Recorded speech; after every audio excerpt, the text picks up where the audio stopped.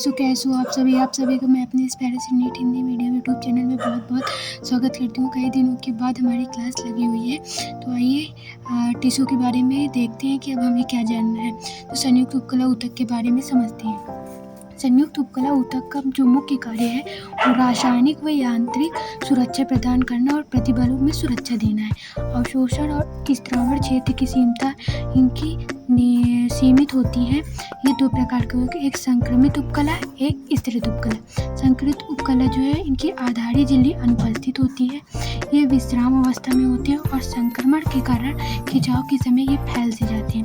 ये urinary bladder, urethra और ureter में पाए जाते हैं। ठीक है, इनके बारे में देखते हैं। तो स्तरित उपकला में एक केराटिन युक्त पदार्थ पाया जाता है। ये मृत प्रोटीन होती है जो सुरक्षा प्रदान करती है।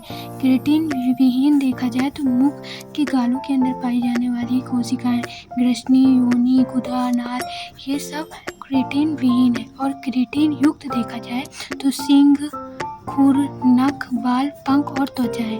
ठीक है, ये एक स्तंभाकार होती है, स्तरित होती है। स्तंभाकार नेत्र में पाई जाती है और स्तरित लार ग्रंथियों में पाई जाती है। ये इस साइड वाला ये है, इस साइड वाला ये, मिस्टेक से इधर उधर लिखे है। अब हम विशिष्ट उपकला ऊतक के बारे में देखते हैं। तो विशिष्ट उपकला ऊतक तीन प्रकार की है, एक ग्रंथिल उपकला, एक तंत्रिका संवेदी उपकला, एक वर्णित उपकला।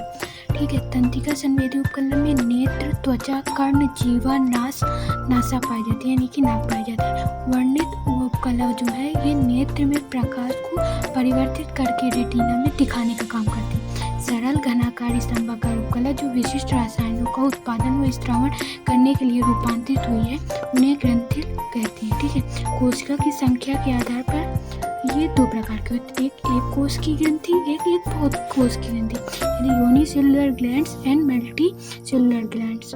ये इसमें पहले नंबर पर है कलश, ये प्लेस्मा ग्रंथि जो ग्लोबुलेंट मसल से बोलते हैं, एक पैनेट कोशिका है, ये एक कोश की होती है। इनके अलावा जितनी भी पाई जाती है अग्नाशय, यकृत, पीयूष स्तर, लार, अधिवृक्क, थायराइड, हाइपोथैलेमस, ये सब बहुकोशिकीय में आती हैं।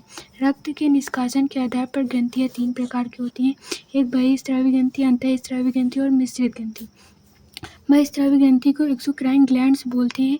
ये नलिकाएं ग्रंथियां हैं, इसमें नलिकाएं पाई जाती हैं जैसे कर्ण, मोम, लार, अश्रु ग्रंथि, जठर ग्रंथि, स्तन ग्रंथि, श्वेत ग्रंथि और श्लेष्मा ग्रंथि, इसमें नलिका युक्त भाग होते हैं। अंतःस्रावी ग्रंथि को इंडोक्राइन ग्लैंड्स बोलते हैं। ये नलिकाएं विहीन होती हैं, डक्टलेस होती हैं, इनमें नलिकाएं नहीं होती।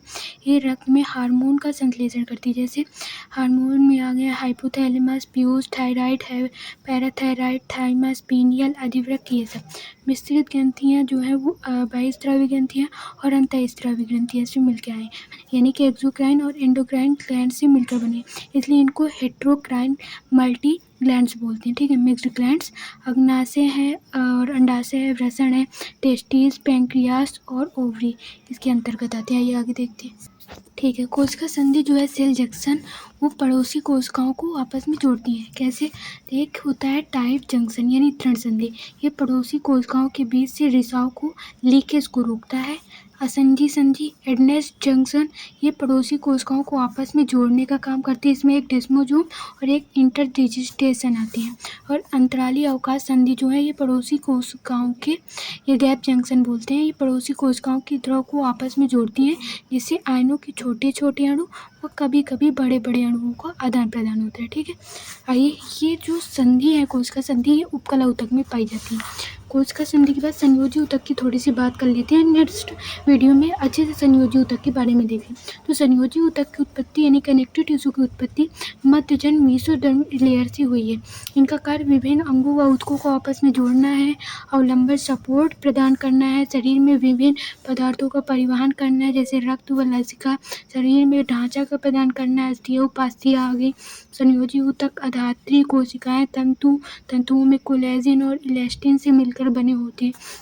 इनकी जो अधात्रियाँ होती हैं वो इस प्रकार से व्यवस्थित होती है कि इनके जो तंतु हैं, कोशिकाएं हैं, वो इसी अधात्री के कोशिका द्रव में उपस्थित होती हैं। ठीक है, कोशिकाओं में तंतु कोरक में माँ बचाड़ू है, मास्ट कोशिकाएं हैं, वसा कोशिकाएं हैं, लसिकाणु है, प्लाज्मा कोशिकाएं हैं। और ये इसका एक डायग्राम है, ये डायग्राम दिया हुआ है। ठीक है, front, like, shares, subscribe,